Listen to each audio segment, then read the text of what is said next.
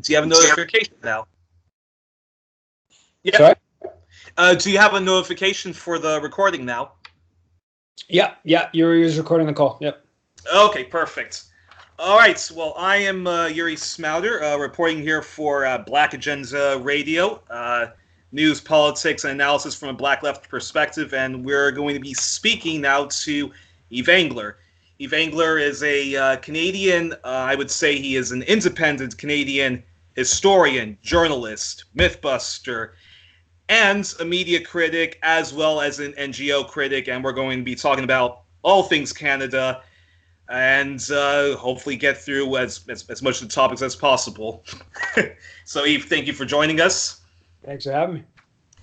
So, Yves, the first broad question is, what really is Canada's role in the world, and the role of what is Canada's role first in Haiti?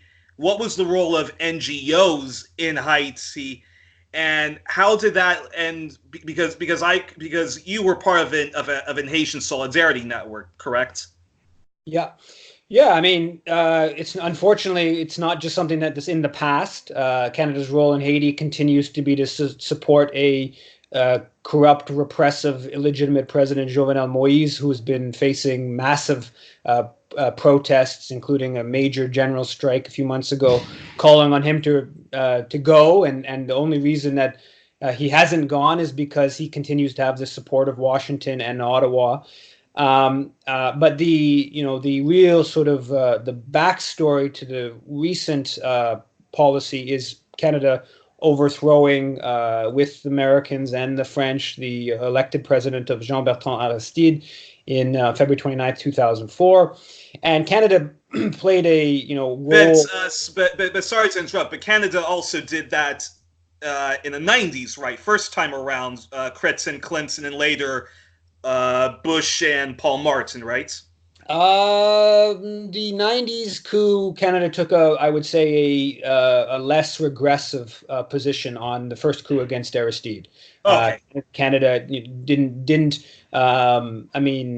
align fully with the earlier Bush administration.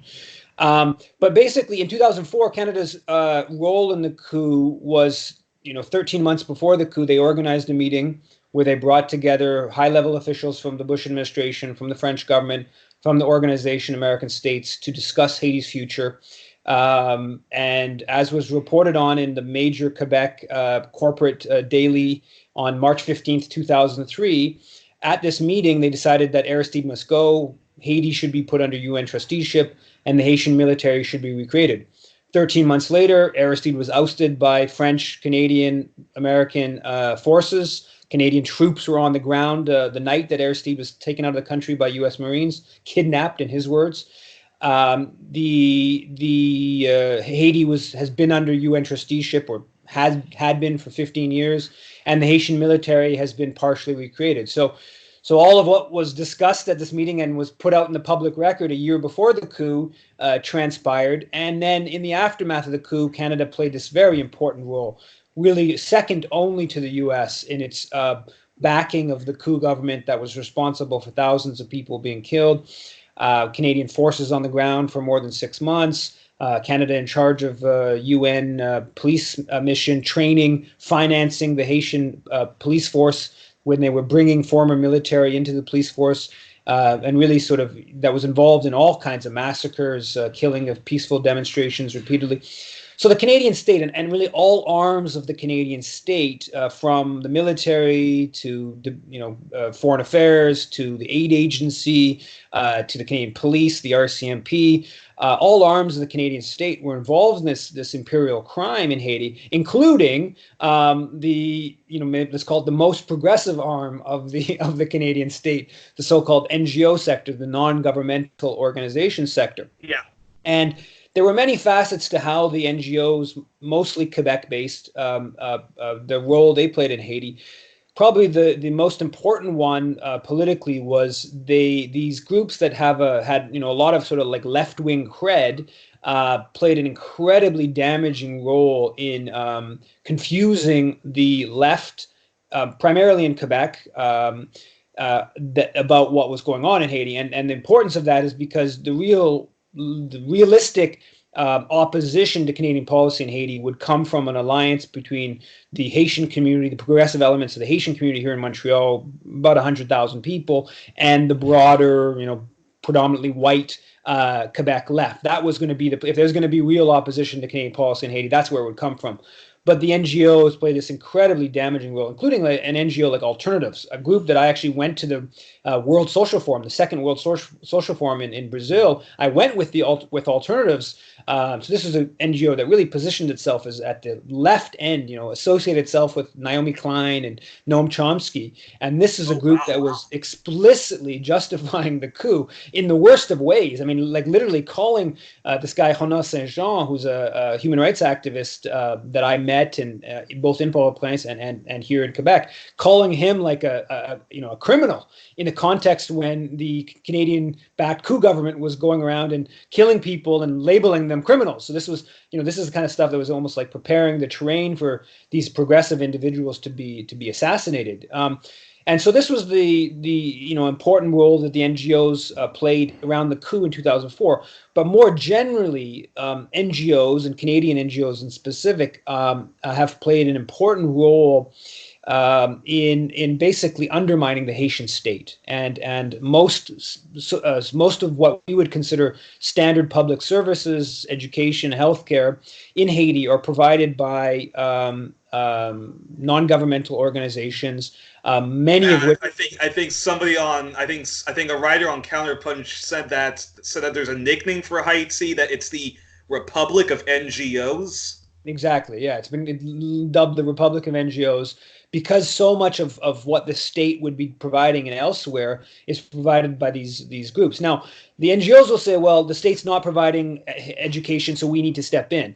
And there's obviously, a kernel of truth to that. But, if you go back to the history in Canada and the development of public education, development of public healthcare, part of the process was taking it out of the hands of primarily the church and religious organizations, but private organizations, and putting it into some degree of public control. And so it's really odd to see a lot of progressives who would say they believe in public education in Canada, believe in public healthcare, etc., supporting these NGOs in Haiti and just totally blind to how these policies might undermine the Haitian state and effectively undermine Haitian sovereignty. So, I mean, there's obviously, endless things to be said about NGOs in Haiti. If you just look at the post-earthquake and all the huge amounts of money put into different NGOs, and, $100 million and 11 houses are built in the case of, I think, the U.S. Red Cross and other examples that are like that. But the broader thing is that there needs to be a questioning of, is that model even sensible? The idea of an education system being funded, being run by a bunch of foreign charities, and what does that do in terms of undermining the Haitian state and more generally undermining Haitian sovereignty? And when you were working with like the Haitian solidarity groups, and you and I assume you actually traveled to Haiti and then saw really firsthand how ugly it was, that all of these NGOs, which we all think are good, whether it's Amnesty International, the Red Cross, and all those ones, when they were actually participating in the disinformation campaign against Aristide, undermining him, which eventually led to the coup. And as you mentioned, it got left-minded people to say, yeah, maybe Aristide maybe isn't this wonderful socialist leader that we should be supporting, so oust him. Was that when you started to realize that okay, Canada really is not a force for good in the world on the government front, but that even NGOs, we now need to start, so we can't just be criticizing corporate media, all due respect to Noam Chomsky and Ed Herman, but we can't just be criticizing corporate media, but we also have to be, going after NGOs and why they act the way that does. Maybe it's because there's some insincere oligarch that's funding them, or maybe it's because NGOs have sometimes they have this strange, their strange bedfellows with the governments that they claim that they're trying to be holding into account. So how important do you? Well, yeah, I mean, Yeah, I can mean, you comment on that? yeah, for me, I mean, Haiti really, I was already politicized. I was involved in left-wing political movements before the beginnings of the coup and the aftermath. But Haiti definitely, I like every Canadian had some sense of Canada being this benevolent international force. Even though I'd been involved in some anti-war activism around the 2003 invasion of Iraq, and I had some degree of like sort of knowledge of these things, I still had this basic idea that Canada is sort of good on the foreign policy plane. And I should state that polls show that Canadians' self-appraisal of their country's role in the world is the highest of any country in the world. So more than 90% of Canadians consistently say that Canada is a force for good in the world. Now, so I had that kind of thinking, and Haiti really blew that out of the water. I mean, because it wasn't just it wasn't like, okay, well, Washington forced us to do this, and the people in Ottawa didn't really know about the bad things they were doing, that's the dominant kind of like left perspective. Even the dominant critical perspective is, well, anything bad Canada does around the world is because Washington forced Canada to do that. Which there's obviously a truth in the fact that Canada is aligned with the U.S. empire, but there's an element of that just becomes letting Canada off the hook. Now, and then by engaging in Haiti solidarity activism, speaking to many people in Haiti, and seeing that the level of hostility to Canadian policy, and to see just how far along it went, that even these groups that I went to the World Social Forum with one of these groups that was this really negative actor, and then you start looking at how where did Alternatives, this NGO here in Montreal, where did they get most of the money from? Well, you find out that most of their money is coming from the federal government, coming from the Canadian International Development Agency, to the point where the newspaper that Alternatives was producing, that was a supplement in the daily Le Devoir, a left-wing, the most left-wing daily in Montreal, a somewhat uniquely left-wing paper, sort of historically sovereigntist paper. The supplement was in that Alternatives put in the Le Devoir once a month, stated in it that this was made possible by the good graces of CETA, i.e. the Canadian government funded the entire newspaper of Alternatives to appear in this daily. And in this newspaper, they were saying, basically justifying Canada's overthrow of elected government, somehow twisting the fact that, sending troops with the George W. Bush administration sending troops was somehow a progressive endeavor, etc. So there's no doubt. I mean, once you learn just how rotten what Canada did in Haiti, and the fact that so many elements of the Canadian state and Canadian foreign policy apparatus were involved, you basically have to question the whole picture of Canadian foreign policy. And that is my personal trajectory. And after engaging for a number of years of heavy activism and Haiti solidarity activism, in the mid to late 2000s, I began a process of researching Canadian foreign policy, what ultimately became the Black Book of Canadian Foreign Policy, where I basically started from the premise, well, if what Canada did in Haiti was so bad, what has happened elsewhere, and I basically compiled all kinds of examples of Canada foreign policy being about two main things: one, advancing Canadian corporate interests; two, advancing empire, historically British, today American. Overwhelmingly, that is what drives Canadian foreign policy: corporate interests, advancing empire. Yet we're told that it's about human rights, helping the children, etc. Now, and this is a perfect segue which leads into my next question. And because now Black Agenda Report, we cover a lot.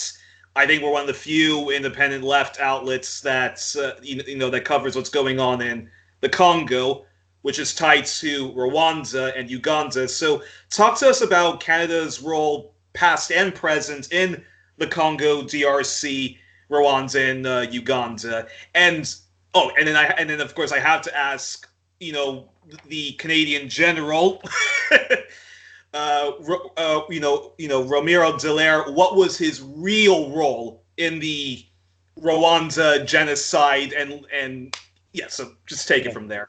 Yeah, I mean, there's a lot there. I did a book called Canada and Africa: 300 Years of Aid and Exploitation. And, you can go back historically. There was a Canadian who helped conquer the Katanga region of the Congo, eastern part of the Congo, on behalf of King Leopold. He led a mission of thousands of troops that would, ultimately conquer the Katanga region of the Congo. There's a history of Canadian missionaries in the Congo and all across the continent, really, enabling the colonial process. After independence, obviously, the Congolese independence leader Petrus Lumumba was, assassinated. The leading forces in that were the Americans and the Belgians. Canada was number three. Canada played an important role within the UN mission in the Congo, and it's open now. We have public records and individuals that were involved in it, explicitly saying they were helping Mobutu's forces in the process of killing Lumumba. So Canada played an important role there. You have, today and last decades, you have substantive Canadian mining operations in the Congo.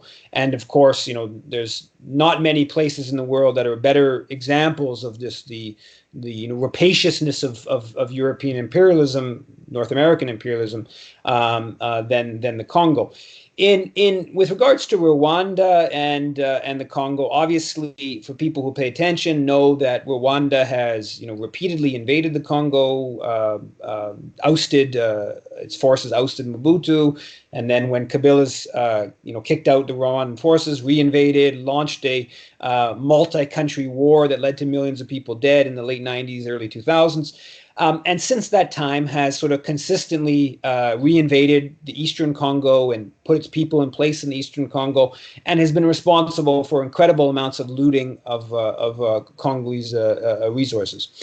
Now, Canada played a role, going back to the early 90s in terms of undermining the Habyarimana government in Rwanda, that part of a process of a Ugandan Paul Kagame RPF invasion of Rwanda that ultimately is successful in 1994.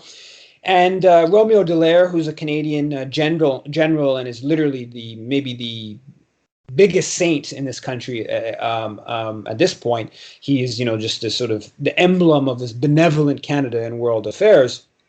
Romeo Dallaire played an important role in legitimating Kagame's justifications for his dictatorship, for his incursions, his violence in the Congo. And even at the time when he went as the head of the military component of the UN mission in 1993, he helped the RPF, or it appears. I can't say that with definitive conclusion, but there's strong evidence to suggest that he helped the RPF in their conquering of power in 1994. And this is just wrapped in incredible sort of mythology. Now, I'm not going to get into the Rwandan genocide and to what extent the simplistic description of that is just is kind of ridiculous and just clearly Kagame propaganda. But that is the case. So there's the standard simplistic definition of the. Now it seems to be from. I know Ann Garrison, who writes a lot for us at Black Agenda Reports, but her journalism and some of the research that Ed Herman and others have done have actually shown, and I think there was a big BBC documentary about that, which surprisingly for the BBC, which completely blew the lid out of what was the official truth about Rwanda, was that basically Paul Kagame was basically the one that was instigating the mass atrocities. So him being the hero, Kagame being the hero, and Romero, who apparently sort of helped this guy kick out the the monsters of Rwanda, even though they ironically pushed that into Congo, which later the conflict later bleeds into Congo.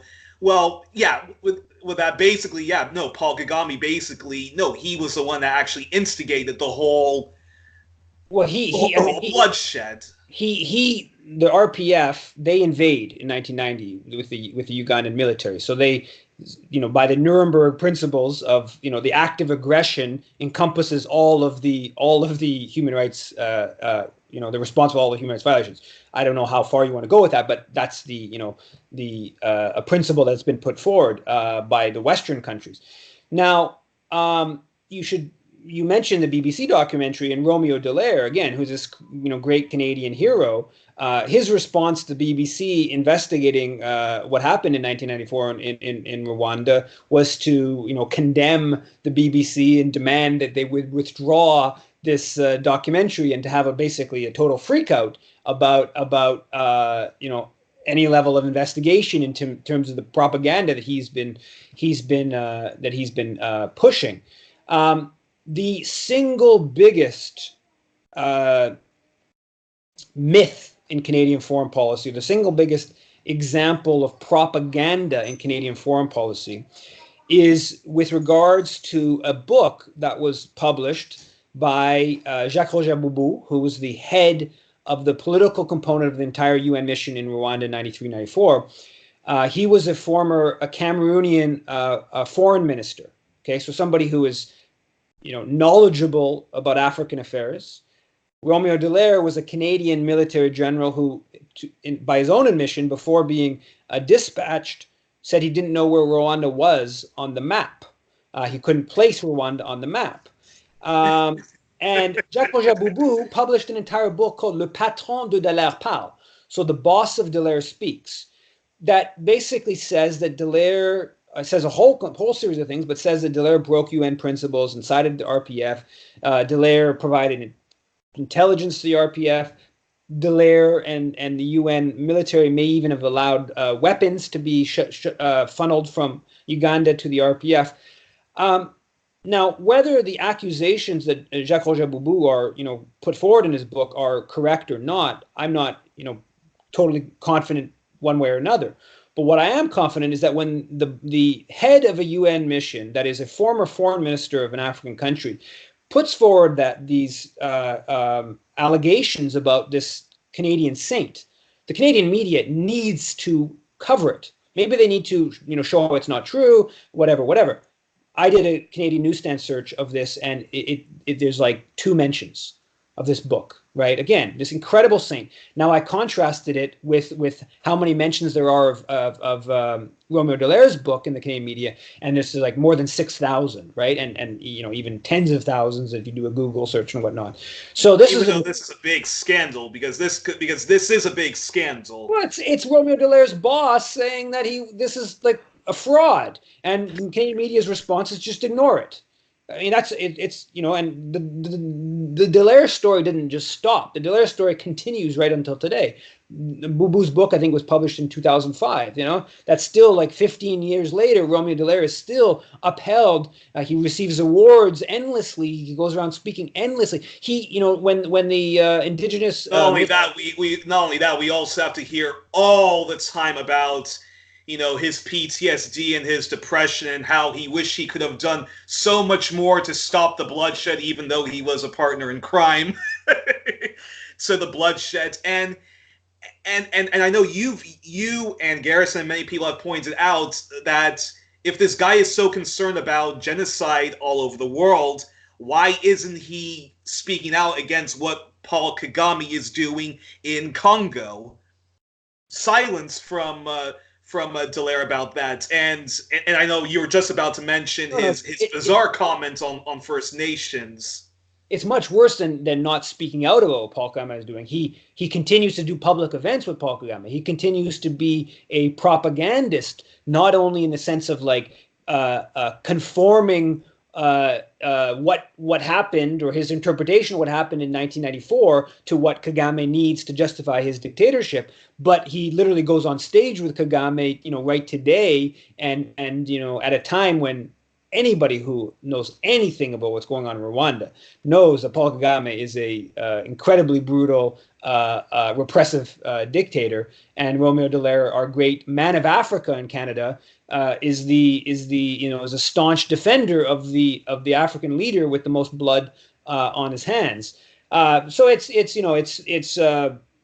you really don't need to know that much to know that it's astounding propaganda, but it just goes on and like I was starting to say, and you kind of mentioned there, but when this missing and murdered Indigenous women report came out a couple months ago, Dallaire was out there in the media as because he's considered the authority on genocide. He was out there denying what was stated about the fact that there was a genocide against Indigenous people, or that the thousands of missing and murdered Indigenous women was the continuation of a Canadian genocide, and he was out there publicly, denying that. But basically, what Dallaire is a figurehead for interventionist Western imperialist policies, and he puts a human rights cover to it, and I've gone through his record on all kinds of areas.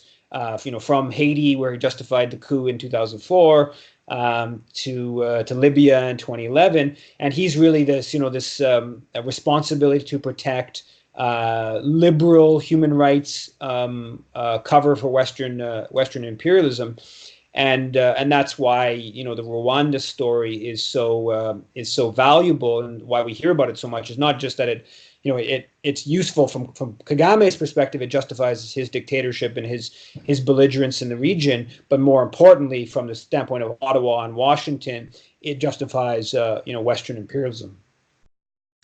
And talk to us about Canada's role also in Uganda, because in your book, I saw on YouTube, you mentioned that under Pierre Trudeau, Canada overthrew the government of Milton Obote, supported Idi Amin. So talk to us about that, and how and then the present day situation with Youri Museveni. Yeah, I wouldn't. Canada did support the coup against Milton Obote, who was the independence leader in Uganda, who was pursuing sort of very mild social democratic nationalist kind of economic policies, which angered there was a Canadian mining company that was hurt by those policies, and a big Canadian shoemaking company, Battered Shoes, that was also hurt by some of those policies. And the Pierre Trudeau government went along with a mostly British-backed, instigated coup by Idi Amin, who is now well known as this, horrible leader responsible for, hundreds of thousands dead. So there's passive Canadian support for that coup. That's just one example. There was also more active Canadian support for the coup against Kwame Nkrumah in Ghana in 1966. And as I mentioned earlier, Patrice Lumumba. So Canada has played a role in a number of different coups against mild reformist presidents in Africa. In terms of today in Uganda, I wouldn't say there's a huge involvement, but Canada did provide support for what was the official story is that 4,000 Rwandan exiles who were part of the Ugandan military of Museveni in 1990, that they deserted and invaded Rwanda. Including an individual who was the head of intelligence for the NRM, the party of Museveni, Paul Kagame. Now, in practice, of course, it was a Ugandan-backed invasion of Rwanda, and so Canada provided limited levels of support for that invasion. I mean, there's not huge amount of documentation of some evidence of maybe some weaponry, some evidence of special forces possible involvement, stuff like that. None of that can be definitively confirmed. But what can be definitively confirmed is that they legitimated it politically, and that's both in their public statements, and then and Romy Dallaire's involvement, whatnot. So it's part of a broader pattern of Canadian policies. It's not about what's right or wrong. It's about what power wants, and what power is overwhelmingly determined by what the folks at the State Department are thinking, and the folks in the Canadian mining companies and Canadian shoe companies or telecommunication companies or electricity companies, etc.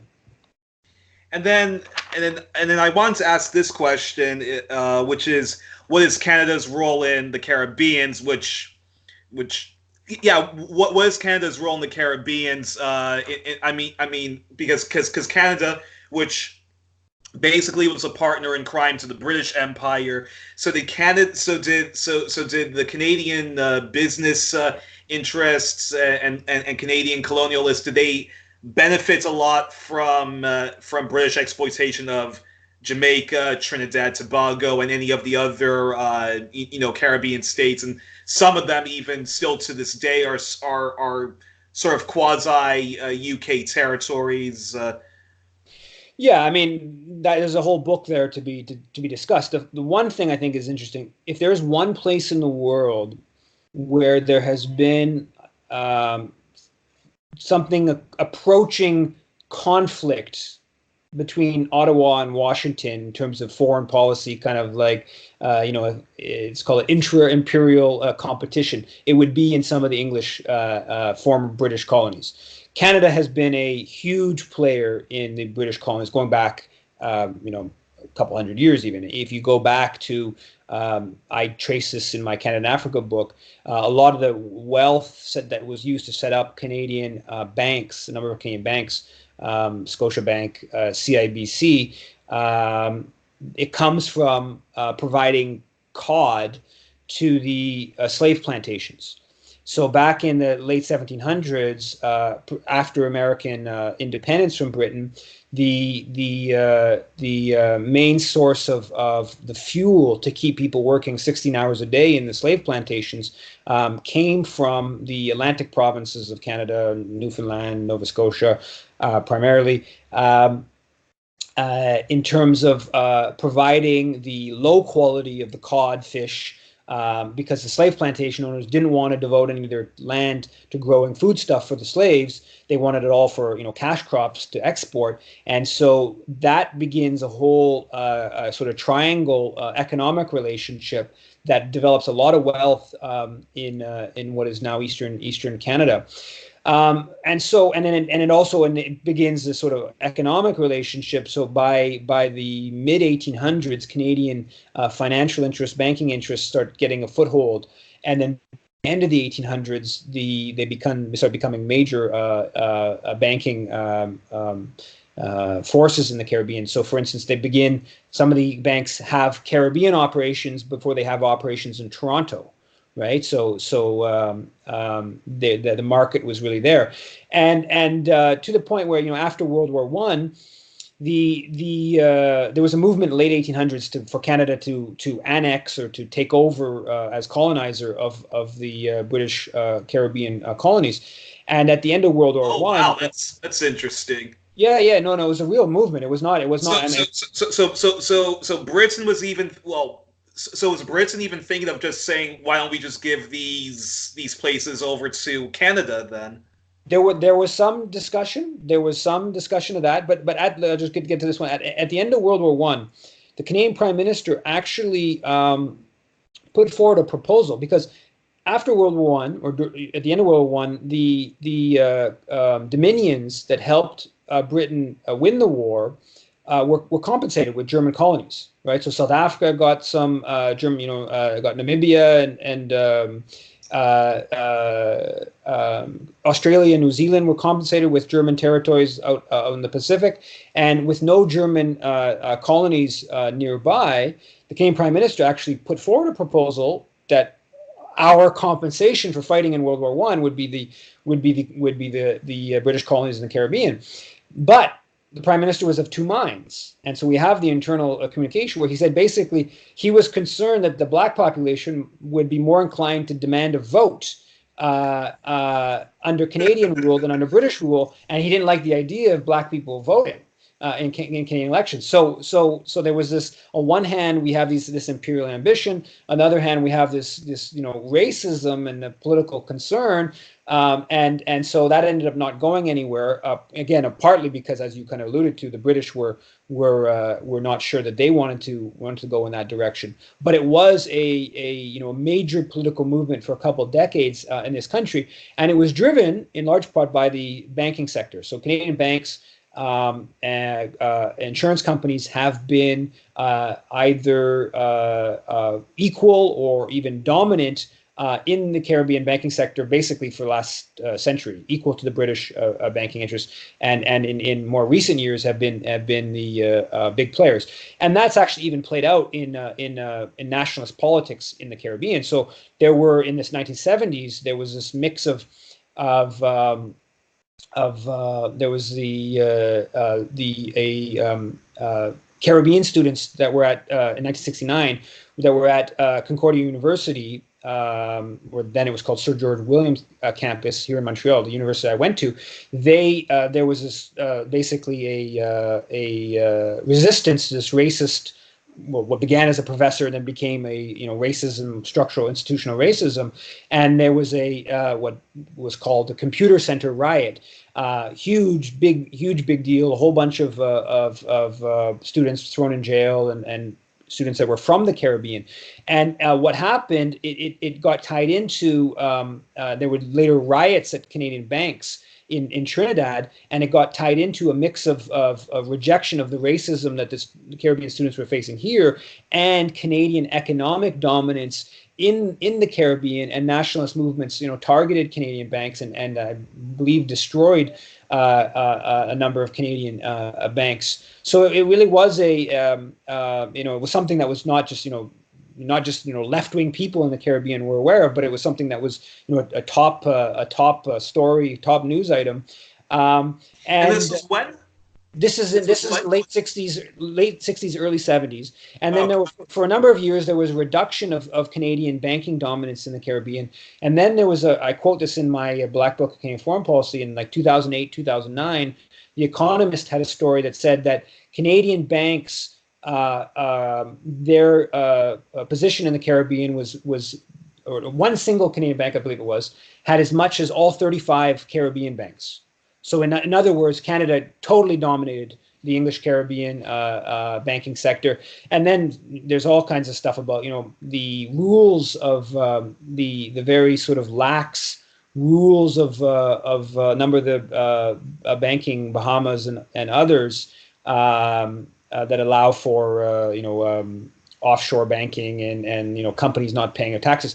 Those in large part were written by Canadians. So the banking legislation of a number of the Caribbean countries after independence was written by officials of the Bank of Canada and other Canadian banking officials. And they wrote those rules, of course, in a way that very much served Canadian capital. So there's this long history of Canadian influence in the Caribbean. There's a whole military component, plans that Canada had to invade Jamaica because in the 1970s, because and into the 1980s, if a left-wing movement would nationalize Alcan, a Montreal-based company that points bauxite reserves in Jamaica. So Canada has definitely been an imperial force in the former British colonies. And we talked about Canada being a partner in crime to the British Empire. And now let's talk more about Canada being a partner in crime to the American Empire, particularly in Latin America when it comes to Brazil, Venezuela, and of course, recent events in Honduras. So I mean, in terms of, sorry, I'm just moving right now my spot, but in terms of Venezuela, Canada's really been at the forefront of has been at the forefront of trying to overthrow the Maduro government, and they've been at the forefront, in large part. The U.S. is is not viewed positively by a lot of Latin American governments. People power movement and so forth. But Canada's role is often overlooked. Yeah, and very concretely in terms of Venezuela and trying to oust the Nicolas Maduro government, Canada has led the charge of creating the Lima Group. It was Peru and Canada that created this Lima Group of governments that are opposed, trying to oust the Maduro government. And the Lima Group made a real big thing about the fact that the U.S. wasn't part of it, and this was sort of a Latin American initiative, and so Canada's really been at the front of that, and this is under the Trudeau government. Canada has also, put a lot of pressure on a number of Caribbean countries, actually, where Canada has a lot of influence, to join the campaign against the Maduro government at the Organization of American States. It's really a kind of all hands on deck policy of the Canadian government in terms of ousting the Maduro government. That's one where this is, the Trudeau government is supposed to be a bit more of sort of, liberal. But this is the Trudeau government continuing the imperial bullying of the Stephen Harper government. And that's exactly how a lot of Canadians, sort of progressive-minded people, it was like, okay, well, Harper was this anomaly. This isn't the normal bad apple. And Trudeau, on when he gets elected, one of the things he talks about is Canada's back in the world, right? And this kind of Harper had gone in a certain way, and really, even myself, somebody who followed the previous Paul Martin Liberal government and Jean Chrétien government, and wrote about the history, I've been surprised at just how much of a continuation Justin Trudeau has been to Stephen Harper, and Venezuela is an example where Canada is really, this is just incredible amounts of diplomatic effort that's been put into trying to oust the Maduro government. Incredible amount of resources in terms of funding groups, opposition groups, organizing repeated meetings of the Lima Group in Canada, and they hired they hired a equivalent to Elliot Abrams, a special advisor on Venezuela, and for a couple of years they've had a guy who's specifically hired just to figure out ways of trying to oust the Maduro government. And sanctions. Canada has brought in 4 rounds of sanctions, contravene international law. Canada brought Venezuela to the International Criminal Court. First time ever that one state has brought another state to the International Criminal Court. Canada and a couple Latin American countries. So of all the human rights violations that have taken place over the past 15 or 20 years since the International Criminal Court has existed, they're claiming that Venezuela is at the Maduro government is the biggest human rights violation. It's just totally preposterous kind of stuff. And didn't Canada accuse? Wasn't one of their complaints in the International Court that they brought Venezuela to? They accused Venezuela of being, I think, a narco state when surely that's Colombia. You can even argue Mexico and other states which Canada actually has actively supported, both in the past during the Cold War and even present, right? Well, one of the allies that Canada has in this Lima Group of nations opposed to the Maduro government is Honduras, and Juan Orlando Hernandez, the president in Honduras. First of all, he just completely defied the Constitution in running for a second term.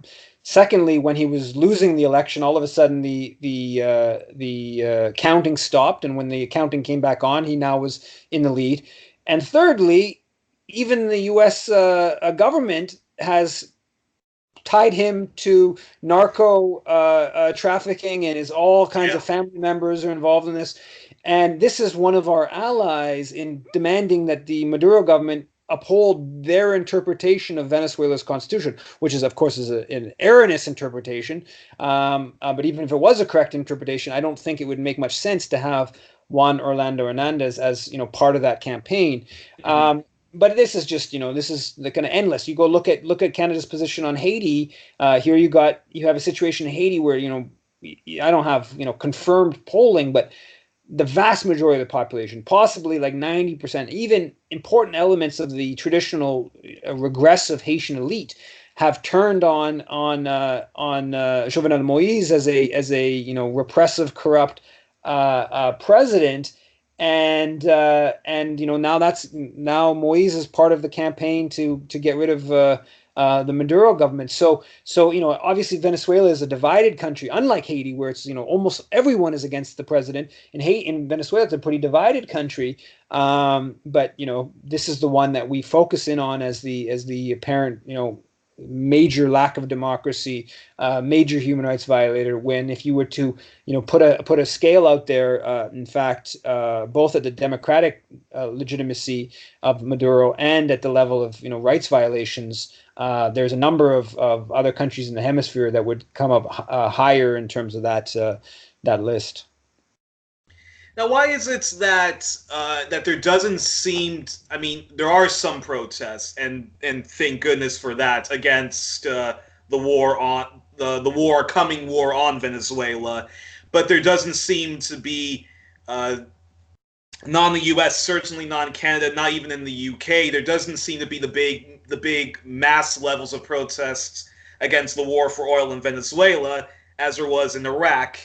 Now, why do you think that is? When, unlike, I mean, although you have to be opposed to the war in Iraq, but still you'll always have people like to say, well, but Saddam Hussein was a dictator, and yes, you can concede that, but Hugo Chavez and Nicolas Maduro, they were both democratically elected.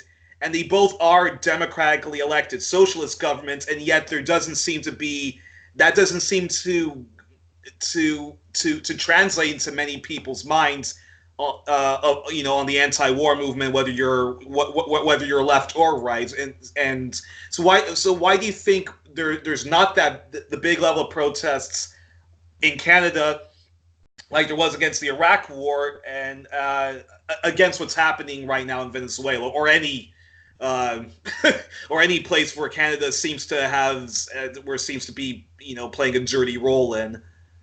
Yeah, I mean, the reality is that the protests against the Iraq War in 2003 were unprecedented in the history of anti-imperialism or even anti-war.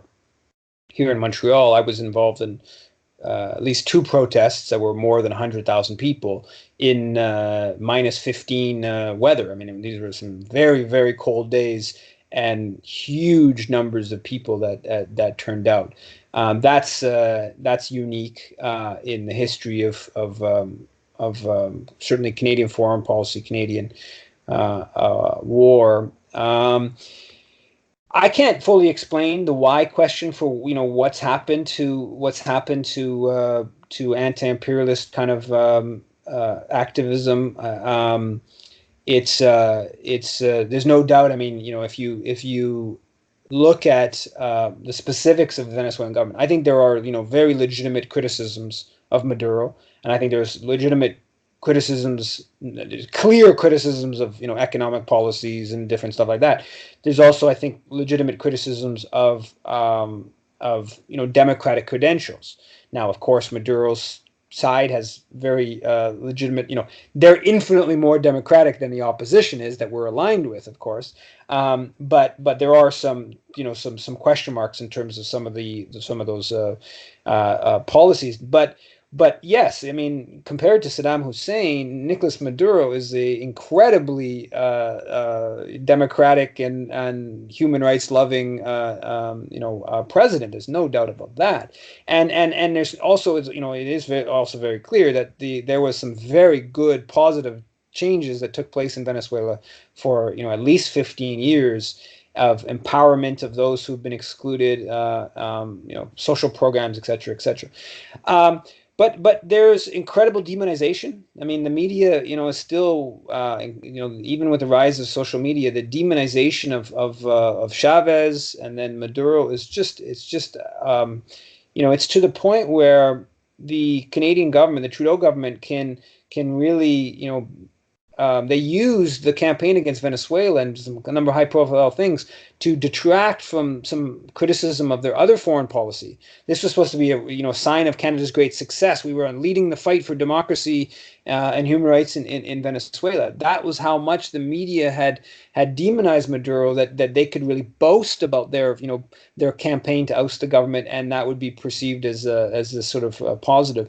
I did a number of stories that looked at it. I mean, and you found that like it was across the political spectrum, right? All NDP, the opposition parties, all go along with the policy. The media commentators basically all go along with it. The think tanks, they're all aligned with it. So there's really there's no source of institutional power. Push back. There's like one or two unions that put out a statement that put some degree of pushback, and those unions face this avalanche of criticism in the media and efforts to find expat Venezuelans who are members of the union to then demand the union change the policy because one member who's of Venezuelan background would and gets major story in the paper. So there isn't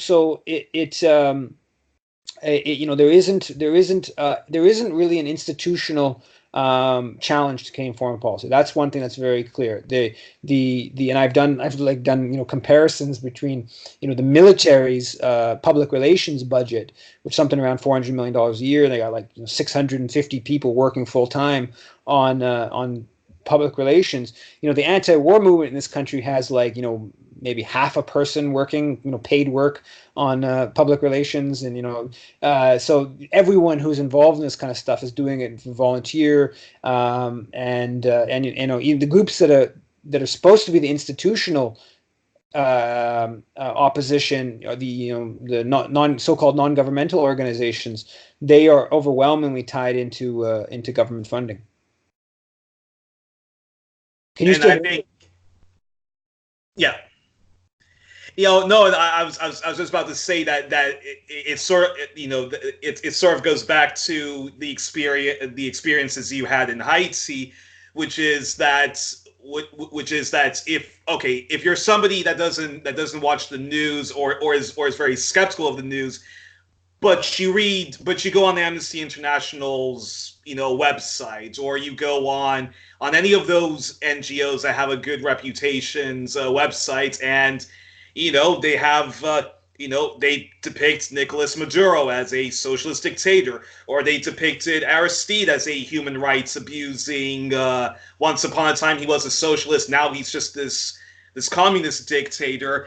That converts many left-minded people to basically say, yes, we do support R2P this time around, and of course if it is under a liberal government, or if it's under a Democratic government, then basically the left unfortunately jumps the shark on it.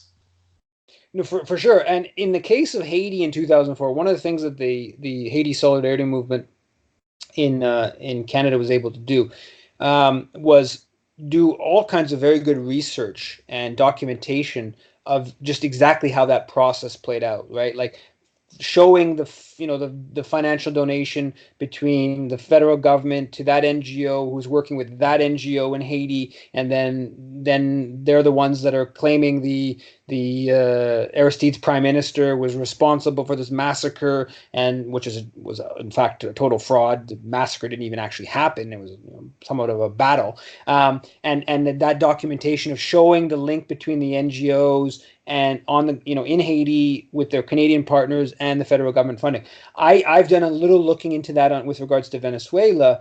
Venezuela is a more complicated country in terms of Haiti is a country that's very much under the boot of imperialism, and it has very limited capacities to resist outside pressure. Venezuela, of course, is a much more powerful place, and the Venezuelan government has greater capacities to resist that form of imperial kind of subversion.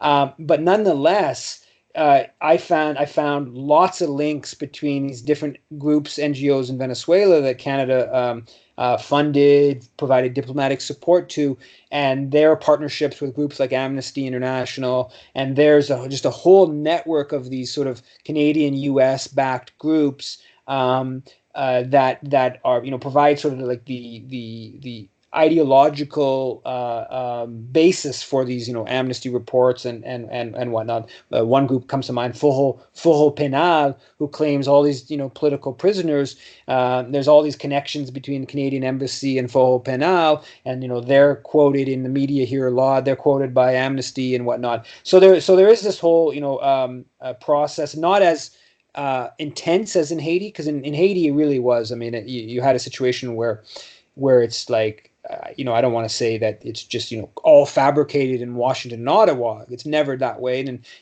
these Haitian groups do have some agency, and they do represent a certain, class interest within Haitian political life and whatnot. But if you pull out the Western element to it, this all collapsed kind of overnight.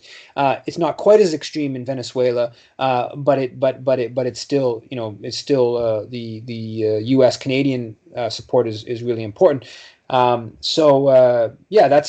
part of the imperial process, and that's part of the that process is not just playing out in Haiti or in Venezuela, but it's playing out with a managing public opinion here, and they've done a very successful job of creating a demonization of the government. And that's why so many people who most people, of course, don't pay attention one way or another to what Canada's doing in Venezuela or Haiti, but for those who are paying attention, generally tend to be a bit more of liberal-minded, internationalist-minded. The use of NGOs has a very significant effect on shaping opinion. And do you think it's at the left's own imperil not to be speaking out more on the role of NGOs? Because I know Black Agenda Reports and some of our other comrades like Max Blumenthal and his team at the Gray Zone get a lot of pushback and get a lot of vitriol when we do call out certain socialist groups or certain NGOs and the roles they play in imperialism. And is that the same problem then in Canada when you try to galvanize protests and mention that, hey, footnotes, Amnesty International is selling you the war in Libya, for example, or Haiti, which is a great example, or any of the tentacles where imperialism, reigns its ugly heads. Yeah, I mean, this, like, I don't see. The left has to be internationalist. The left, I think is always should have been international, just because it's the right thing to do. But also tactically. But now with the question of climate, and I just don't see how we can get out of the biggest problems in our world without breaking down, imperialism and domination between states. The climate crisis has to be dealt with at a global level, and there has to be a sense of international solidarity. That's just fundamental to being able to deal with it. So from that level, I don't see it anywhere around that. Now, in terms of how the process plays out, I totally agree with you in that the inclination of those who want to have to do sort of win some reforms in terms of Canadian political life, and wants to have a foot in the door in sort of official politics. Basically, what the deal is that, okay, well, let's drop this challenge to Canadian imperialism. You're not gonna. Maybe you can have some better labor rights. Maybe we can expand to have a pharmacare program, a better coverage of pharmaceuticals, maybe daycare, whatever. But we're not. You're not going to be challenging what Canada does in the world and what Canadian mining companies and Canadian corporations want to do globally.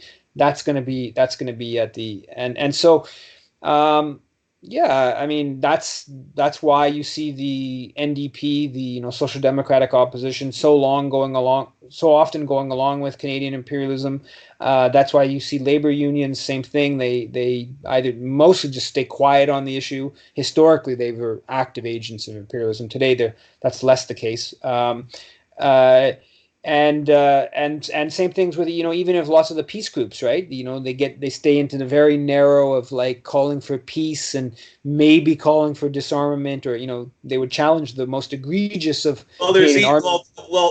even in the peace groups, there's even a sort of worthy victim and unworthy victim into which wars we can speak out against and which wars we can't speak out against, and it's bizarre because I'm going to be going to the Labour Party conference, and there's going to be the Stop the War coalition is going to be there, and I constantly hear from them and from people all over the place where they're protesting against the Western-backed Saudi coalition slaughtering everybody in Yemen. So they are the worthy victims. Yemen is the worthy victims because this really is a poor besieged country, being ripped to shreds by by the Western states and the Gulf states colluding to destroy this country. But on Syria, completely different story where you have the disgusting online media harassment against people like Rania Khalek or Eva Bartlett and Vanessa Beeley, Max Blumenthal when he and Vanessa beforehand exposed the Islamist front group, the White Helmets, and because Amnesty cites them and Human Rights Watch cite them, and because they have a nice documentary on Netflix, everyone buys into Assad is Assad is the most brutal dictator that does need to be ousted. Completely, completely just it's like Twilight Zone, where it's like, how can you before overthrowing Assad when it's literally Iraq or Afghanistan beforehand all over again, or Libya, where many people dropped the ball, but there was enough people that were saying, guys, this is another war for oil. This is another deception. But there seems to be amongst the Canadian left and amongst the broader left, worthy victims, Yemenis, unworthy victims, Syrians, Iraqis, worthy victims, Libyans seem to be unworthy victims. Yeah, that dynamic definitely plays out in Canada. I mean, Syria is one where Canada, uh, was part of the Western coalition, huge funder of White Helmets, millions and millions of dollars, tour of Canada.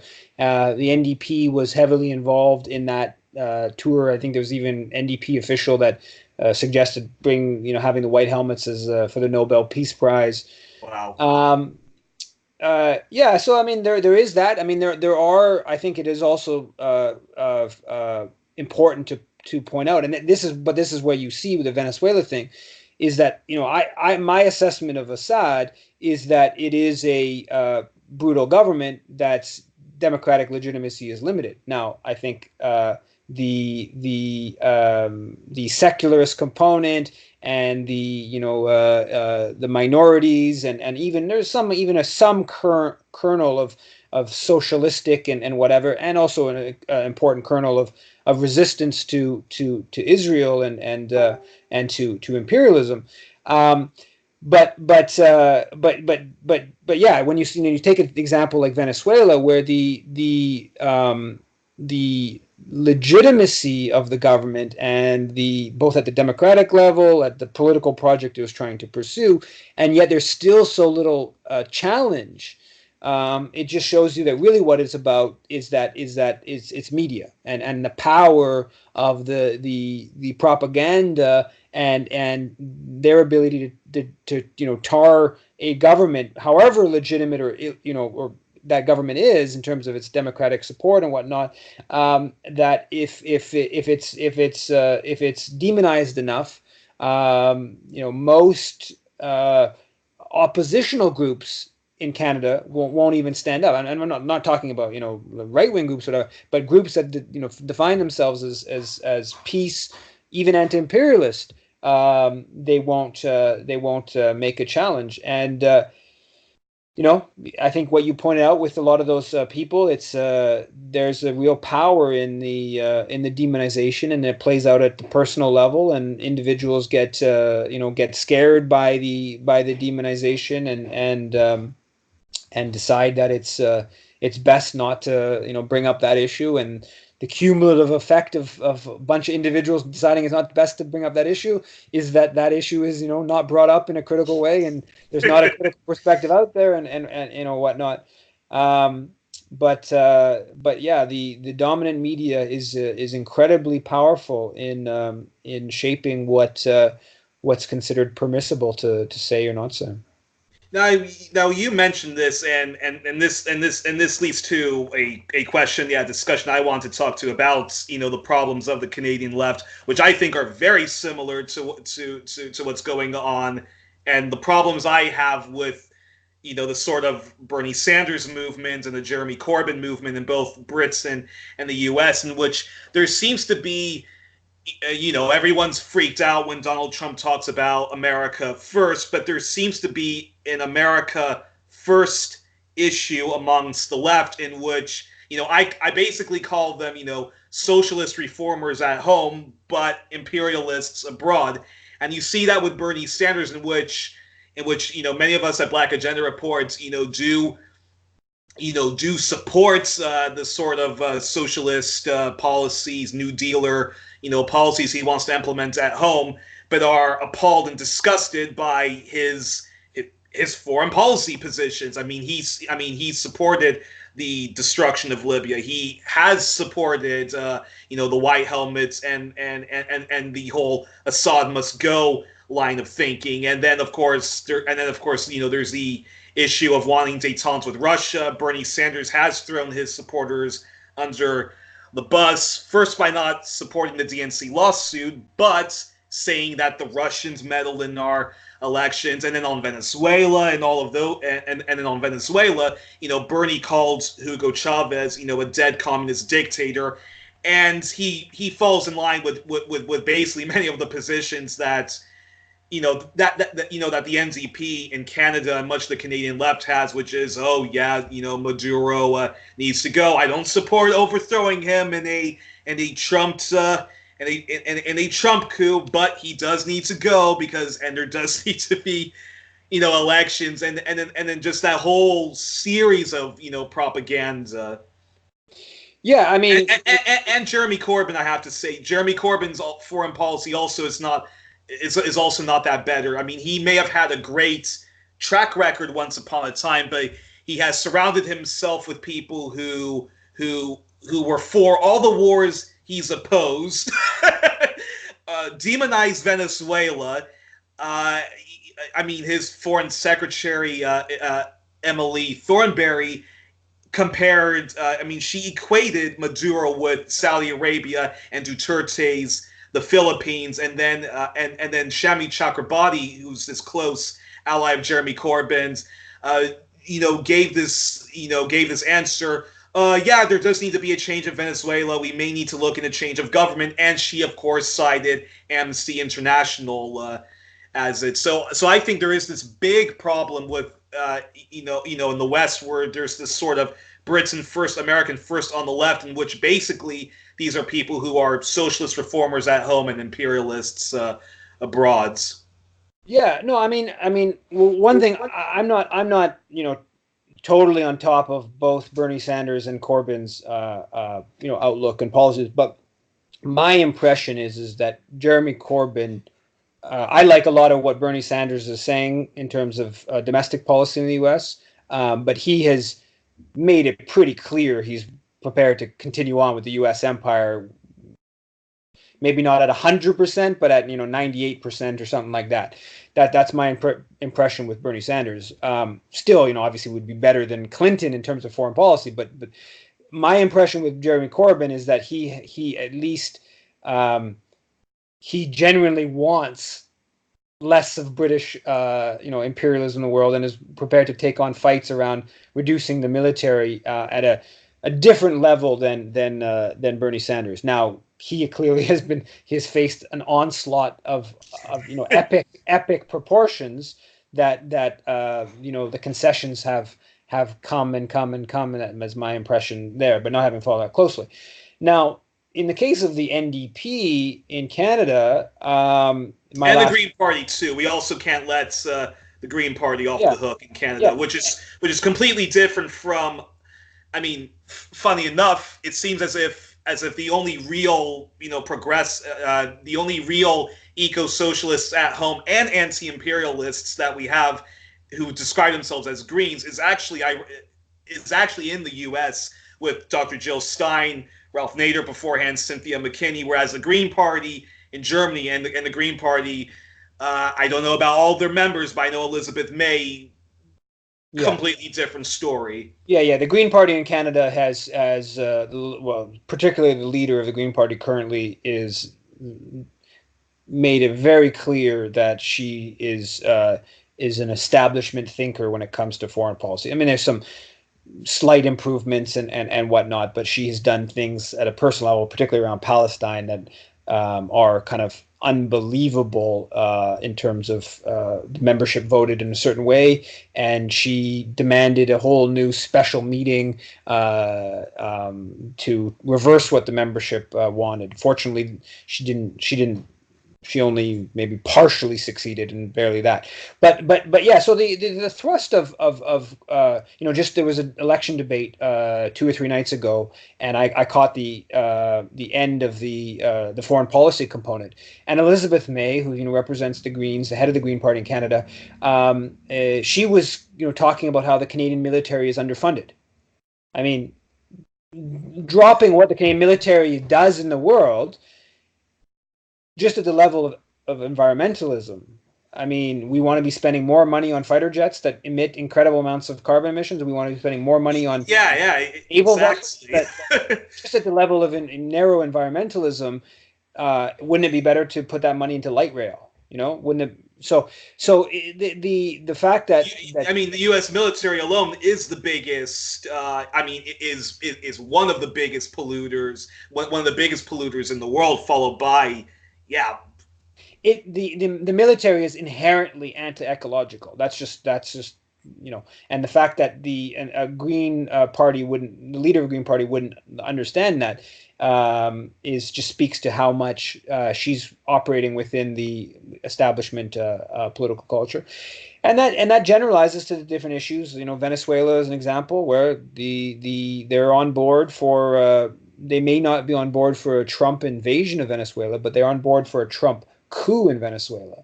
Libya,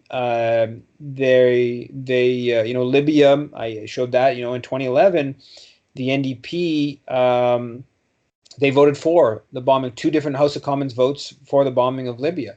The most left-wing MP, one of the most left-wing MPs of the NDP, during the leadership race for the NDP, I asked her about her vote. Is this Nikki Ashton? Or? Exactly. Yeah, Nikki Ashton, right?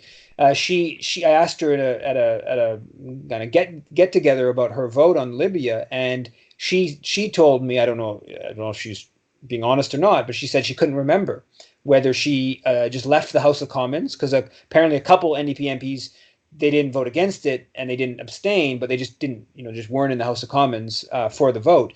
She said she couldn't remember if she voted for it or if she was out of the House of Commons at that point. But I think that in of itself just tells you how, the fact that she would even put that forward to me.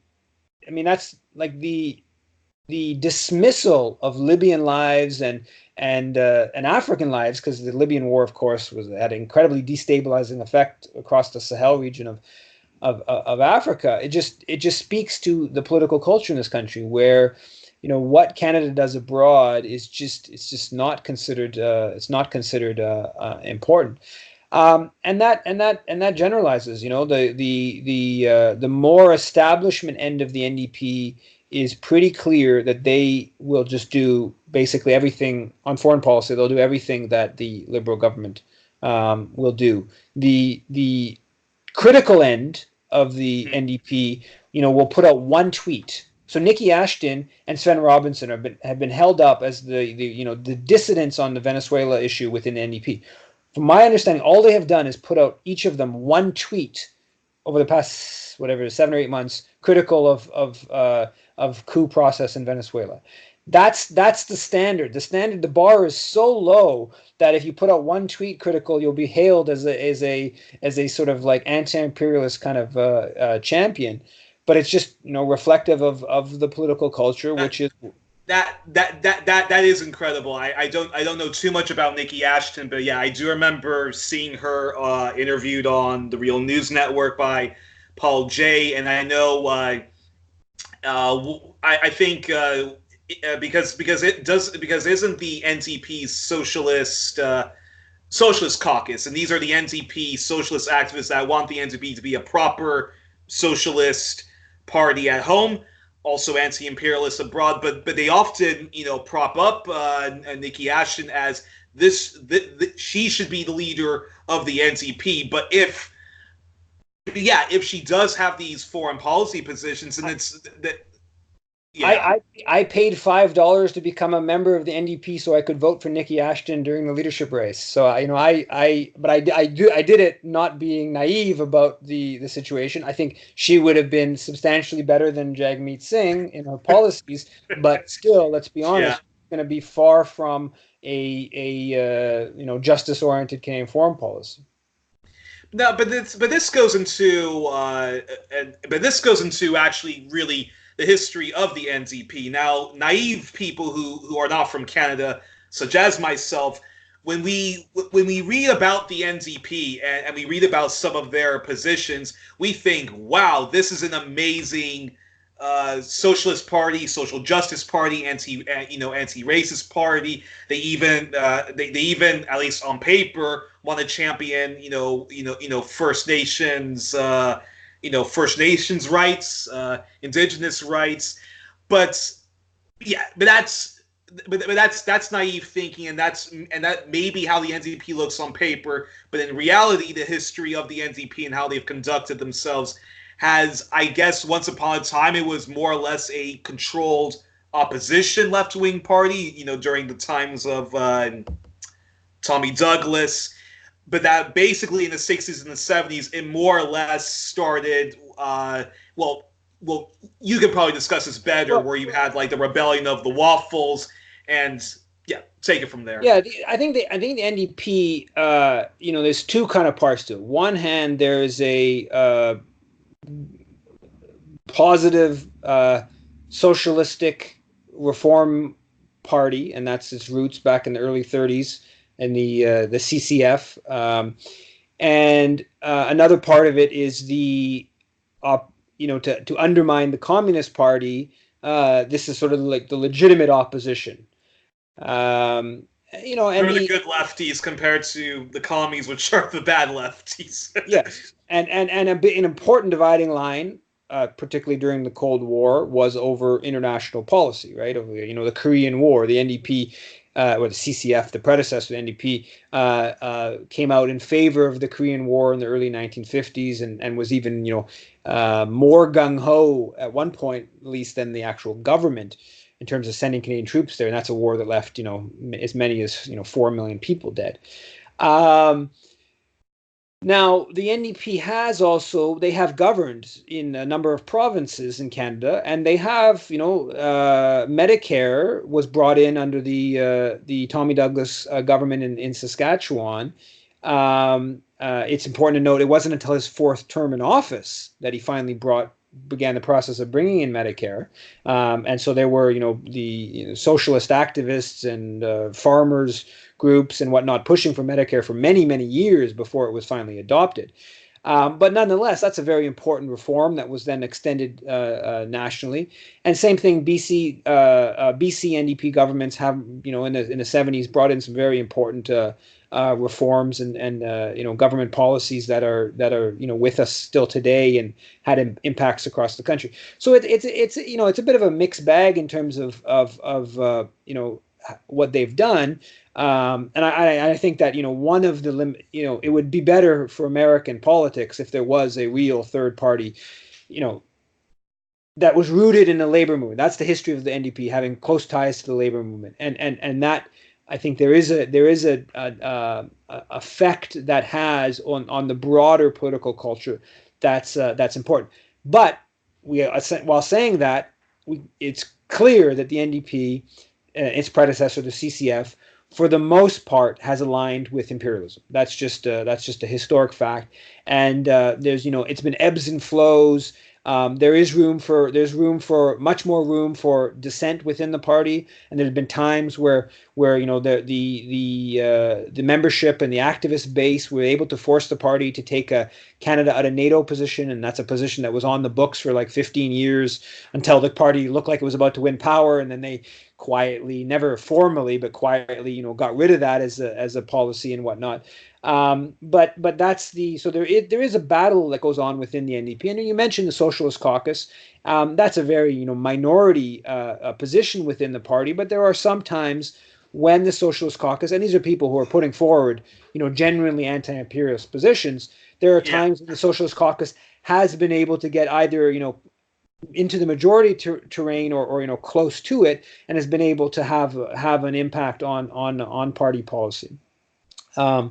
So it's it's a tricky one. I personally am not somebody that's really keen on the whole party politics. I certainly don't spend almost any of my time on NDP internal whatever, but I do think there is something there in terms of there is a cleavage where there's enough of the party membership that is sympathetic to a lot of these, whether it be Palestinian rights, whether it be reducing military spending, whether it be against the efforts at a coup in Venezuela, that there is important to try to stoke cleavages and divisions, and expose the party leadership and how they're going along with some of these policies. Because it is it's a political force that exists, that does have a certain amount of legitimacy and import in Canadian politics. Now, you've talked about in several interviews this group called the Waffles, and were they sort of the precursor to what the NDP Socialist caucus was, in which they were trying, in which there was a period of time where the NDP was starting slowly but surely shifting to the right, at least on domestic issues, because as we've said, the NDP has always been sort of, we're for the New Deal, we're for socialist reforms at home, but imperialism abroad, and were the Waffles anti-imperialist as well, or? Yeah, that's not my, no, I don't, not really. They were left nationalist, and this is a, the Waffle was a progressive force within the NDP that almost won their candidate almost won to become the head of the party, and then in response, they were basically kicked out of the party, and the claim was it was a party within the party, and the Waffle was quite effectively, by the leadership of the party, disbanded, and it really, its influence almost disappeared. But what the Waffle put forward was a socialist. It was called the Manifesto for a Socialist and Independent Canada, I believe is the term. So they had a whole nationalist current, and this is a component, I think, of the Canadian left, and even going into pretty radical elements of the Canadian left that's unique, I think, maybe than the U.S. left or British left or French left, where there's a whole current of left-wing thinking, and at points been the dominant current of left-wing thinking, that basically says that Canadian economy is totally dominated by U.S. corporations, and that we need to basically have an alliance with the Canadian corporate class to push back against U.S. dominance of the Canadian economy, and that's like a really sort of centrally important progressive fight. Now, what that does, in effect, I mean, I'm That sympathetic. almost sort of, but that almost seems as if, okay, so they want radical socialist reforms, but at the same time, empower Canadian businesses, That's right. the No, but very oligarchs that they're supposed yeah. to be trying to. Well, but in Haiti, that kind of thinking, I would say, makes a lot more sense, right? A nationalist coalition with the sort of progressive elements of the Haitian bourgeoisie. It's a country that's so penetrated by North American imperialism that kind of coalition makes sense, and I think that to a large extent that's what Aristide or that's what René Préval were trying to do. They weren't really socialist. They really were kind of quite mild reformist, sort of nationalist capitalist kind of thinking. So in a place like Haiti, that kind of thing makes sense. But the left nationalism in a country like Canada, where Canadian, like I said, the Canada's banks have been running banking in the former British Caribbean for more than a century. The biggest company in Brazil for the first 50 years of the 1900s was a Canadian company that was, looting Brazil of huge amounts of resources and backing the '64 coup against João Goulart, and undermining labor rights, on and on and on. Canada is not at the periphery of global capitalism. Canada is at the center of global capitalism. And so what this left nationalist kind of thinking does is it basically it denies Canadian imperialism to the extent that it will talk about Canadian imperialism. The Americans, they dominate our economy, so they forced us to do this. And at certain point in the 1960s, it was never correct. I think it was always a mistaken analysis. But maybe at a certain point in the 1960s, there was a certain amount of truth to it. Today, Canada's mining, more than half the world's mining companies are listed in Canada or based in Canadian stock exchanges. Or headquartered in Canada. Canada's 0.5% of the world's population. So 100 times Canada's proportion of the world's population punches above its weight in the mining sector. Canadian banks, 5 of the 60 biggest banks in the world are Canadian. Brookfield Asset Management is just an Economist story. They're on par with Blackstone and Carlyle, the biggest asset management companies in the world. Canadian capital has been benefiting from UK American imperialism for more than a century, all throughout the hemisphere, right? The banks, when the Americans took control of Cuba in the early 1900s, they turned to Canadian banks to be the main players, because at that point, American banks still had restrictions on their international operations. Same thing in the Philippines, right? Canada, not just like indirect beneficiaries of American imperialism, direct, literally the banking agent in Cuba, and the Royal Bank of Canada became the biggest bank in Cuba for a period as a result of the U.S. Invasion. So this stuff all gets kind of like left by the wayside by those who come at the from the left nationalist perspective of Canada being, what we have to do is build this alliance with the Canadian, this progressive element of Canadian bourgeoisie against American capitalist domination. It just completely leaves aside the whole international question. And I think that's somewhat unique. I think that's part of what explains why Canadians have such a high self-appraisal, because even most of the left, including the radical left, focuses on American imperialism. Just on a little sort of anecdote to that, or aside to that, I don't prove this. I've never done an investigation, but almost certainly left, including radical left, Canadian academics have written more books critical of U.S. foreign policy than they've written about critical of Canadian foreign policy. Exactly. Yeah.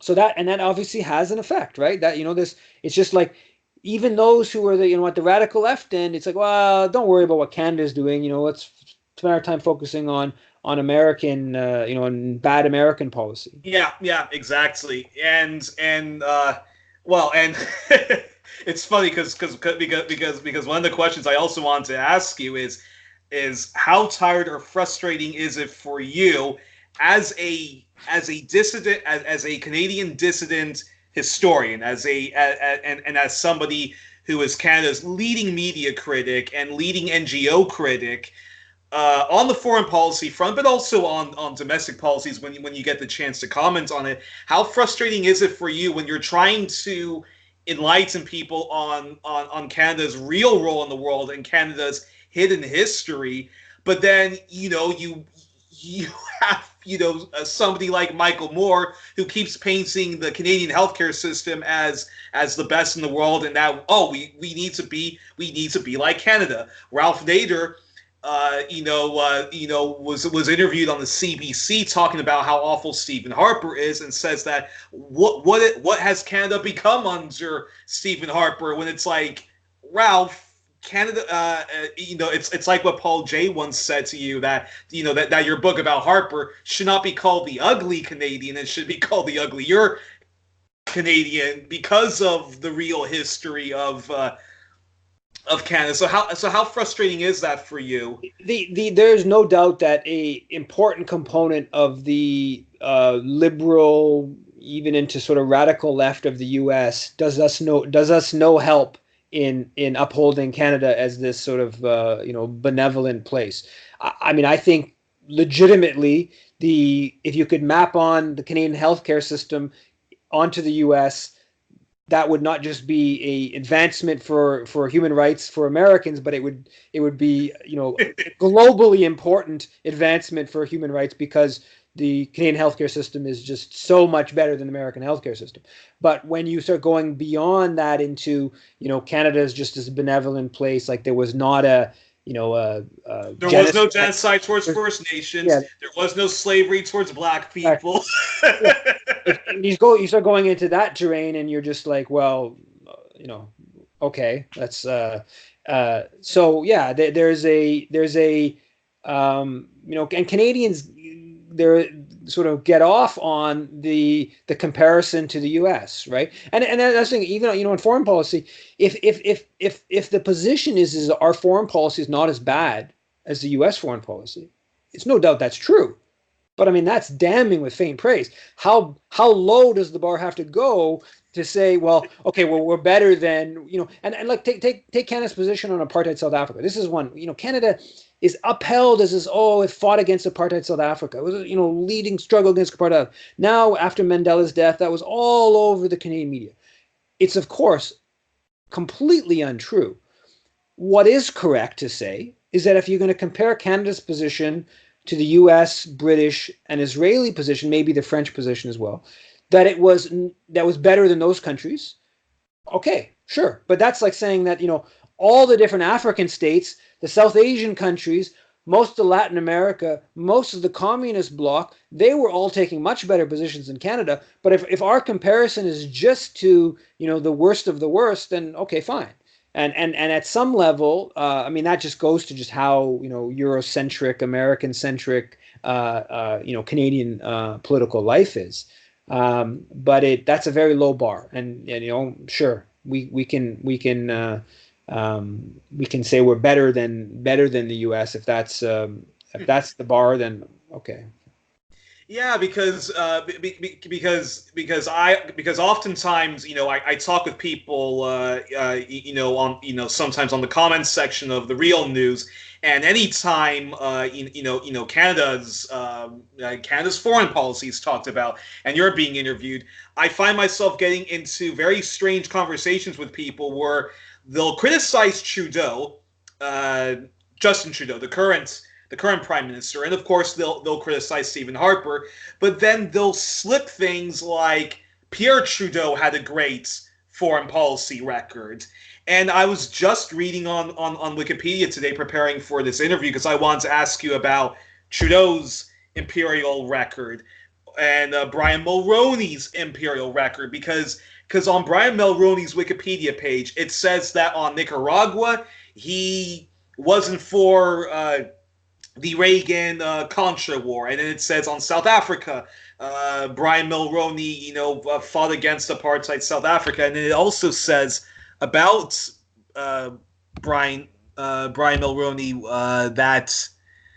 And that's he accepted refugees from El Salvador, Guatemala, and other countries with repressive regimes supported directly by Reagan. Also paints him out as this environmental hero, but well, yeah. Well, I mean, talk about that, Yves, because because I know through your work. Brian Mulroney is less of the prime example of that than Lester Pearson. But first, for Brian Mulroney, sent large thousands of Canadian troops in the first Iraq War.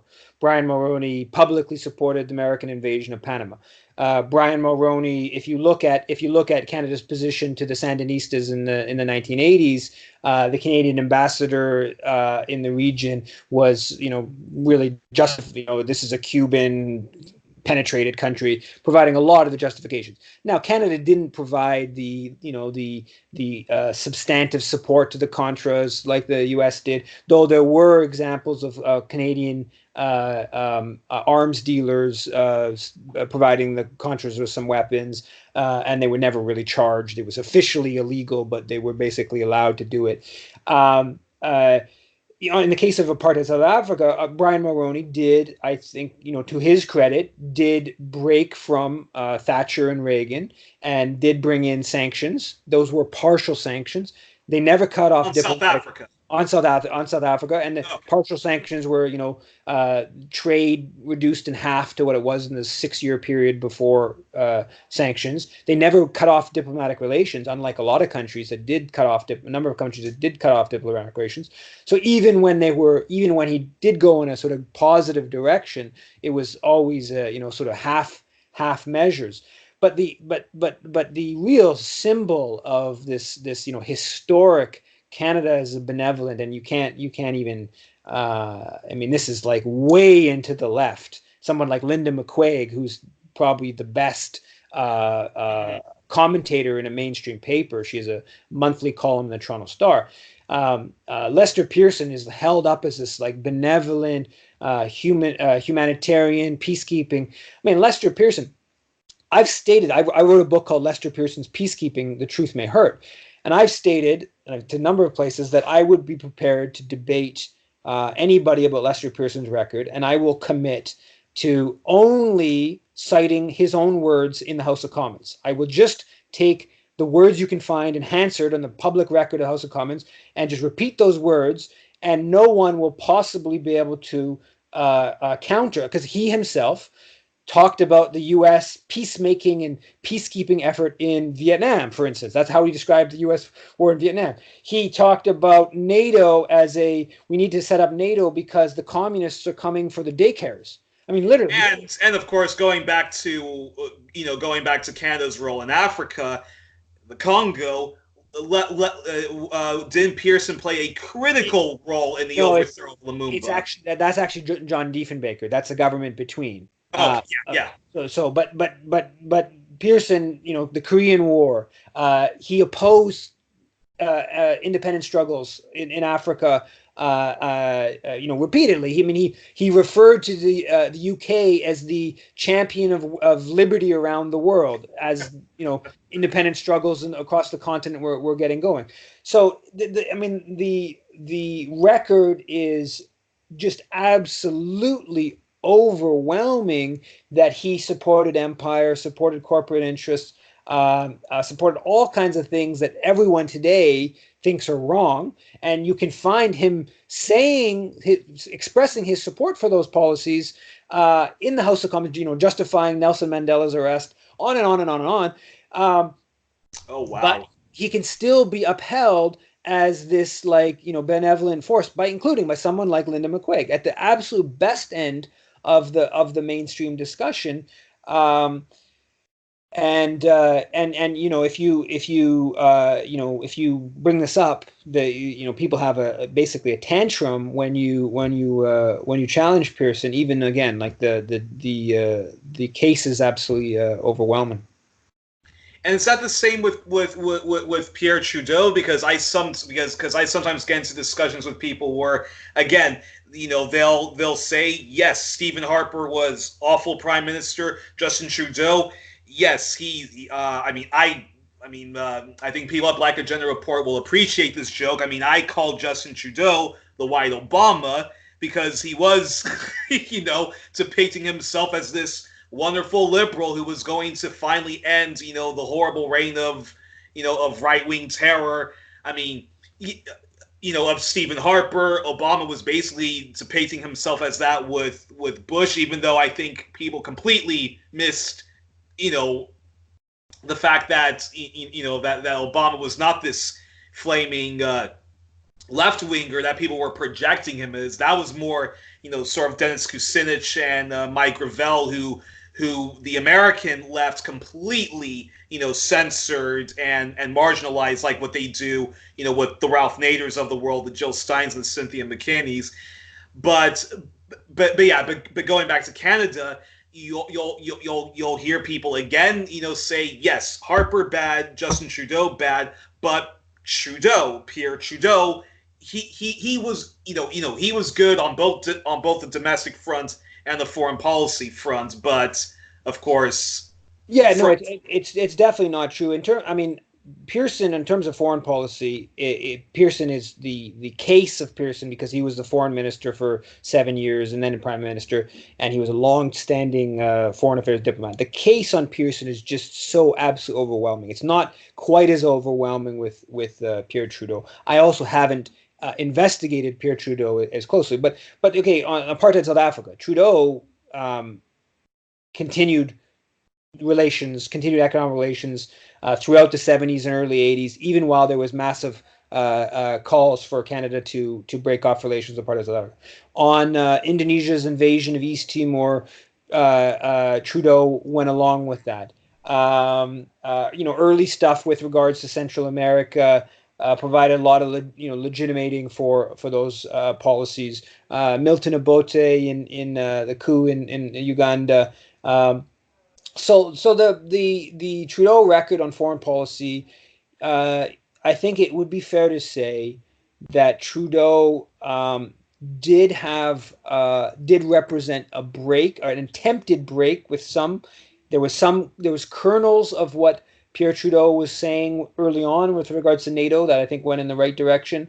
There were later on efforts about nuclear disarmament that he didn't really follow through with, but at least rhetorically went in the right direction. Unlike Justin Trudeau today, who even rhetorically on nuclear weapons is basically refuses to really criticize or support non-proliferation. So there were some, and then again when domestic policy, Lester Pearson, I should also say, I mean, his foreign policy was totally horrendous. There are some positives in his domestic policy in terms of bringing in healthcare across the country. He's the one that extends it across the country, and a series of other things. But no, I mean the narrowness of the debate, the difference on these politicians, particularly on foreign policy, it's very limited. More generally, when it comes to First Nations, it's that would be the next area where I think that the difference, the colonial project mostly just continues on. When it comes to certain sort of social democratic reforms, I think there is maybe a bit more difference between the parties when it comes to bringing in something like a pharmacare or Medicare or labor rights and stuff like that, and someone like a Trudeau or a Pearson, somewhat better, but certainly on foreign policy, on First Nations and colonialism, differences aren't that significant. And then the two last questions I wanted to ask you is, wait, let's see if I have my notes here. Wait.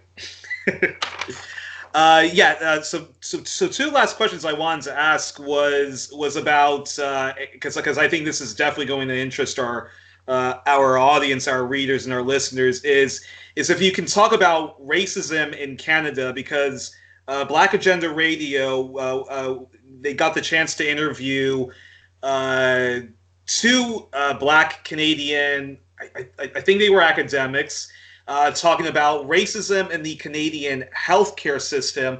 And I want to talk, and also you wrote on your blog several months ago about racism in the Canadian military towards Black people. So can you talk about the history of racism and some of the current problems when it comes to Black Canadians? Yeah, well, first of all, there were slaves in Canada. There were Africans enslaved in Canada, which some people still deny or are ignorant of. Now, it was not there wasn't a plantation economy like the southern U.S., of course. So it was fairly small numbers. We hear a lot about the Underground Railroad from the northern U.S. into Canada. We don't hear much about how for a period of time there was a railroad going the other way while slavery was still legal in Canada and had been made illegal in parts of some northern U.S. states. There were small numbers of African slaves who went the other way. Now,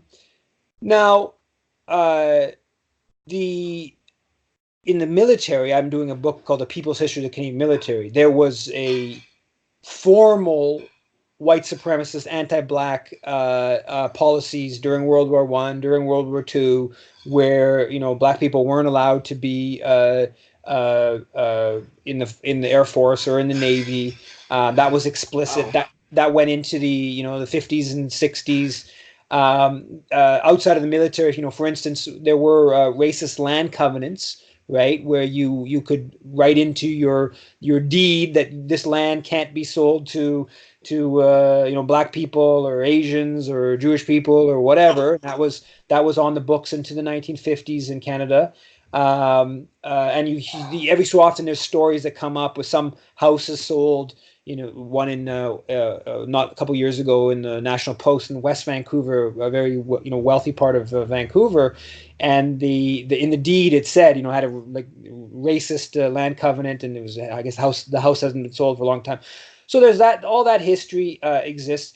The history of racist immigration policy, formal racist immigration policy, was all on the books until the late 1960s.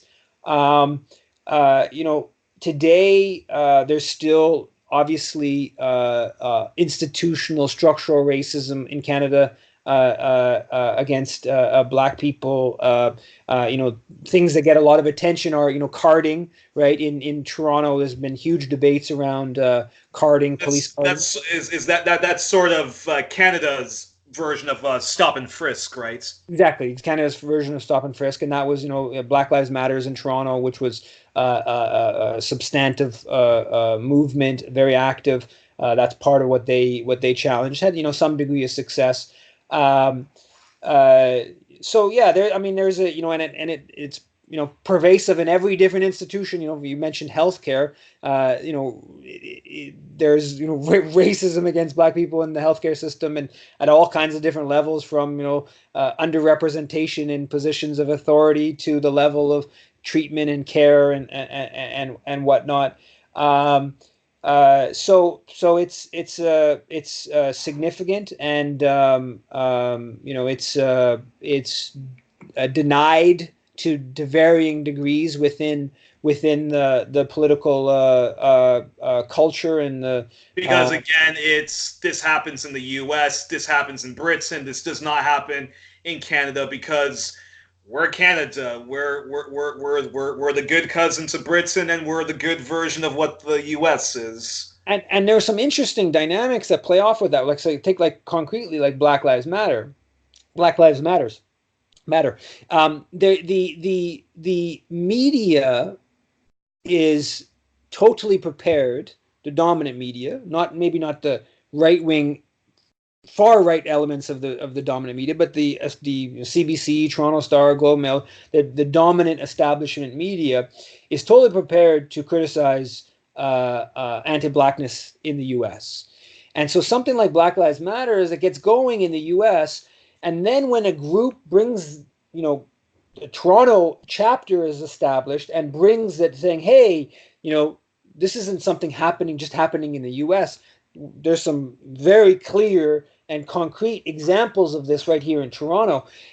It puts this like sort of bind on the media, because on one hand they're sort of like happy to like, oh, bad American anti-blackness, and then when it gets brought into Canada, it's like, well, we've already sort of talked up, or compared to most social movements, we at least haven't denigrated Black Lives Matters in the U.S. And now they're bringing it here, and we would like to denigrate them here, but we've sort of built it up as sort of a respectable kind of thing. So there's some interesting dynamics that play out with that kind of dynamic of bad Americans, good Canada. But the broad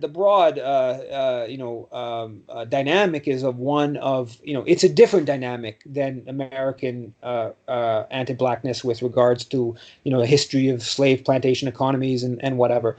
But it's even having said that, on one hand, the flip side to that is much of the black population in Canada are descendants of those enslaved in Haiti or Jamaica. So there's different dynamics, but the big picture, of course, is that of one of substantive racism that's mostly denied, but there are something that's being contested.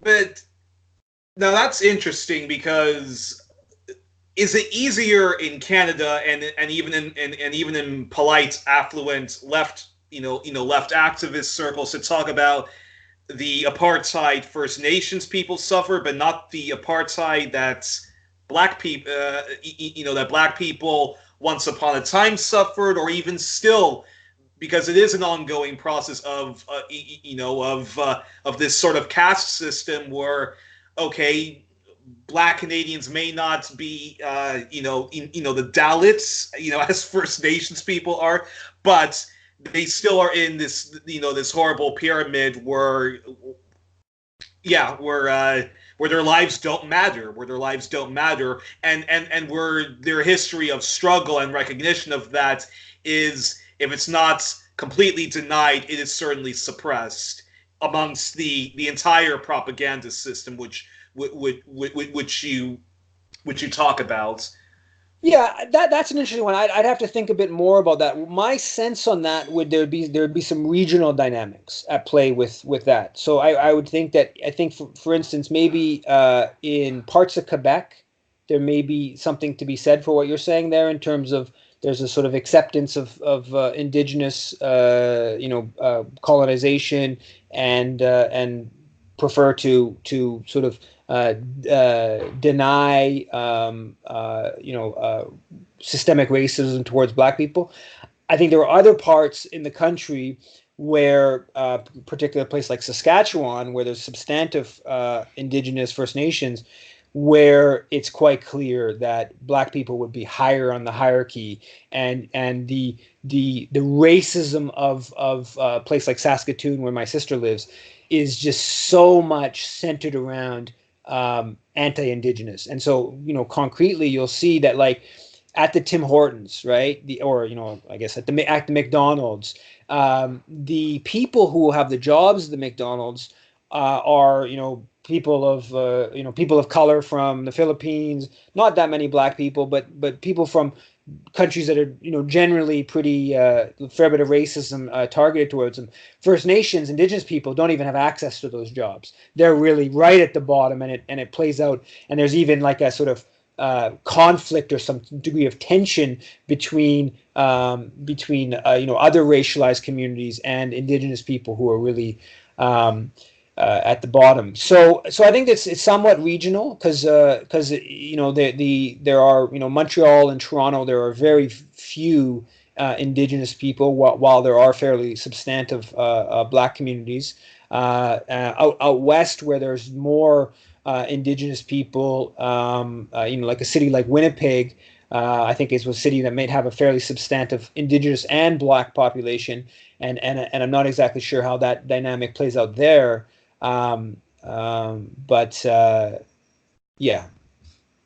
That's interesting. I mean, it was just reminded me of something where in Australia, where there's extreme racism towards the First Nations. Well, what they call the Aboriginal population there, and the Torres Strait Islanders. A journalist I know there called Amy McQuire commented how she thought it was mildly funny that the Australian press was talking about Black Lives Matter protests and police brutality towards Black people, but to try to get a news story about the epidemic of police of deaths in custody and other institutional racism problems in Australia, you barely get a peep unless you read certain left publications or you watch Aboriginal media.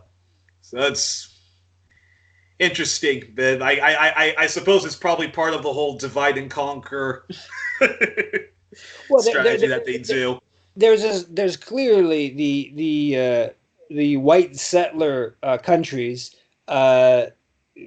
There's a desire to, I think there's many elements to how it plays out, but that bad U.S. policy is kind of legitimate public, bad U.S. racism is legitimate public discussion. Bad our own racism, slightly less of a legitimate public discussion. So. Well, Yves, thank you very much for I think this very important, lengthy discussion. I hope this will be the first of many interviews we have with you at Black Agenda Report, and thank you so much for this. I appreciate it. Thanks for having me. I enjoyed it. Take care.